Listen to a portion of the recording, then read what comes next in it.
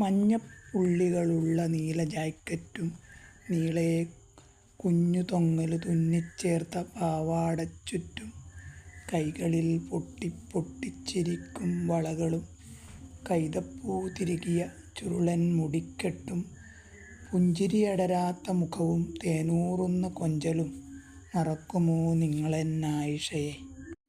ഇല്ല, നാം ആയിഷയെ മറക്കുകയില്ല. മറക്കാൻ നമുക്ക് കഴിയുകയില്ല. എന്തെല്ലാം ദുർഗതികളിലൂടെ അവൾ കടന്നു പോയിട്ടും ഈ പൂമൊട്ടിൻ്റെ ചിത്രമാണല്ലോ നമ്മിൽ അവൾ അവശേഷിപ്പിക്കുന്നത്. അതേക്കുറിച്ച് ആലോചിക്കുമ്പോൾ മനുഷ്യ സ്വഭാവത്തിലെ ദുരൂഹമായ ദുഷ്ടതയിലും ആ ദുഷ്ടതയ്ക്ക് വിഹാരരംഗമൊരുക്കുന്ന സാമൂഹ്യ വ്യവസ്ഥിതിയുടെ ക്രൗര്യത്തിലും നമ്മുടെ ശ്രദ്ധ ചെന്നു പതിക്കുന്നു.